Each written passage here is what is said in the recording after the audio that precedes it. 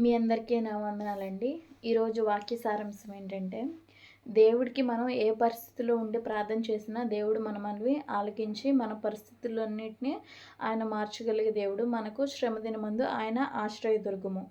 అయితే ఆపత్కాలమందు దేవుడు మనకు నమ్ముకొనదగిన సహాయకుడు. అయితే మనం దేవుడికి ప్రార్థన చేసినప్పుడు, మన ఆపదల్లో ఉండి దేవునికి ప్రార్థన చేసినప్పుడు దేవుడు ఖచ్చితంగా ఆలకిస్తాడు. అదే వాగ్దానాలు ఈరోజు మనకు దేవుడు ఇస్తున్నాడు. అవేంటో తెలుసుకుందాము. కీర్తన గ్రంథము 118 కీర్తన 27 వచనము. శ్రమపడు వారిని నీవు రక్షించదువు, గర్విష్ఠులకు విరోధివై వారిని అణిచివేసెదవు. శ్రమపడు వారిని నీవు రక్షించదువు. ఇక్కడ దేవుడు ఏమని సెలవిస్తున్నాడంటే, శ్రమపడు వారిని నీవు రక్షించదు, దేవుడు రక్షిస్తాడు.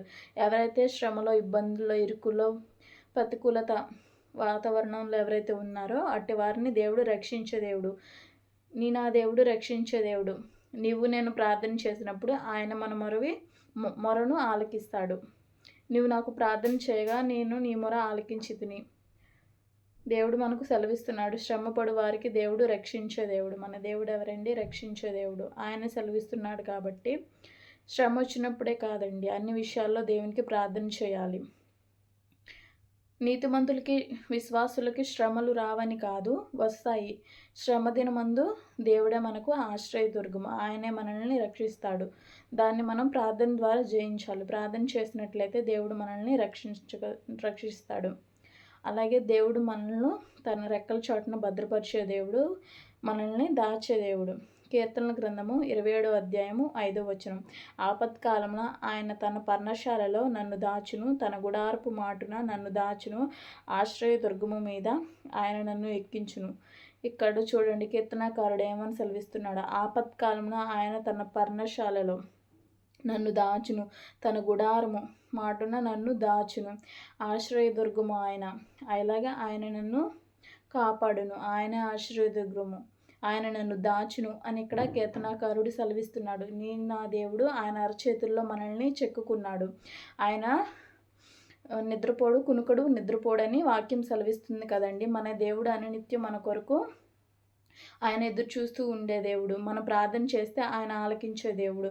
ఆయన రెక్కల చాటున మనల్ని భద్రపరిచే దేవుడు. కాబట్టి మన ఆపద దినములలో, ఆపత్కాలములలో దేవునికి మొరపెట్టినప్పుడు దేవుడు మన మొరను ఆలకిస్తాడు. అలాగే దేవుడు మనందరినీ దృష్టించే దేవుడు. దేవుని కన్నులు మనందరినీ చూస్తూ ఉంటాయి. అయితే కీర్తనల గ్రంథము 31వ కీర్తన 7వ వచనం.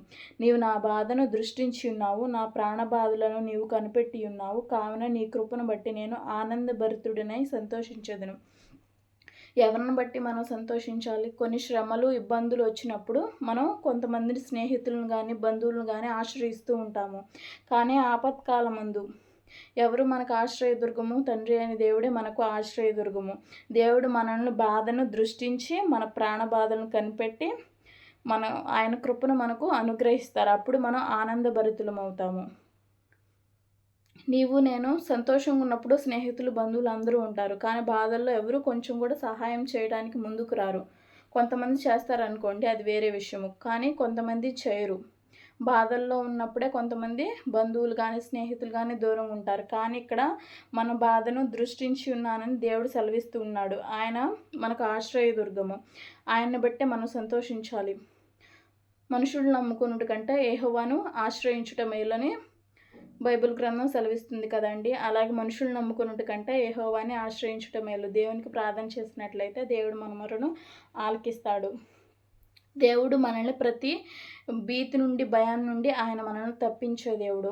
ఇప్పుడు ఏ విషయాల్లో నీవు నేను భయపడుతున్నామో అట్టి భయాల నుంచి దేవుడు మనల్ని తప్పించే దేవుడు. ఆయన అదే వాగ్దానం మనకు చేస్తున్నాడు. కీర్తనల గ్రంథము 23వ కీర్తన 4వ వచనం. గాఢాంధకారపు లోయలో నేను సంచరించినను ఏ అపాయమునకు భయపడను, నీవు నాకు తోడైందువు, నీ దుడ్డు కరియు నీ దండమును నన్ను ఆదరించును. గాఢాంధకారపు లోయలో ఎలాంటి పరిస్థితుల్లో మనం ఉన్నను ఏ అపాయము నీకు రాదు. నీవు నాకు తోడై ఉన్నావు, నీ దుడ్డు కరియు నీ దండము నన్ను ఆదరించును. దేవుడు మనకు తోడై ఉంటే ఏ అపాయము రాదు. ఒకవేళ వచ్చినా కానీ వాడి నుంచి తప్పించే దేవుడు. గాఢాంధకారపు లోయలో ఏ అపాయంలో మనం సంచరించినా దేవుడు మనకు తోడై ఉన్నాడు. సంచరించిన మనకు భయపడే అవసరం లేదు. దేవుడు మనకు గొప్ప ధైర్యాన్ని ఇస్తాడు. భయపడకము, దిగులు పడకము, నేను నిన్ను బలపరుతునని దేవుడు మనకు సెలవిస్తూ ఉన్నాడు. అయితే ఆపదల నుండి కూడా మనల్ని విడిపించే దేవుడు. కీర్తనల గ్రంథము 34 కీర్తన 19వ వచనం. నీతిమంతునికి కలుగు ఆపదలు అనేకములు, వాటన్నిటి నుండి యెహోవా వానిని విడిపించును. నీతిమంతులకి, దేవుని యందు భయభక్తులు గల వారికి కూడా ఆపదలు కలుగుతాయండి. అయితే వాటన్నిటి నుంచి తప్పించే దేవుడు ఎవరండి? యెహోవా.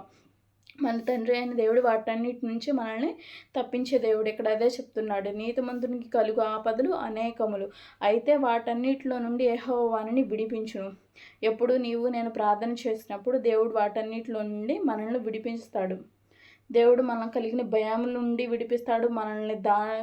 ఆయన రెక్కల చాటున మనల్ని దాచుతాడు. ఆపదల నుంచి విడిపిస్తాడు. మనల్ని దృష్టించి మన ఎడల కృప చూపిస్తాడు. అలాగే మనల్ని రక్షించే దేవుడు. కాబట్టి ఆపత్కాలమందు దేవుడు నమ్ముకొనదగిన సహాయకుడు. ఈ చిన్న వాక్యం దేవుడు మీ హృదయంలో ఫలింపజేయునుగాక. ఆమేన్.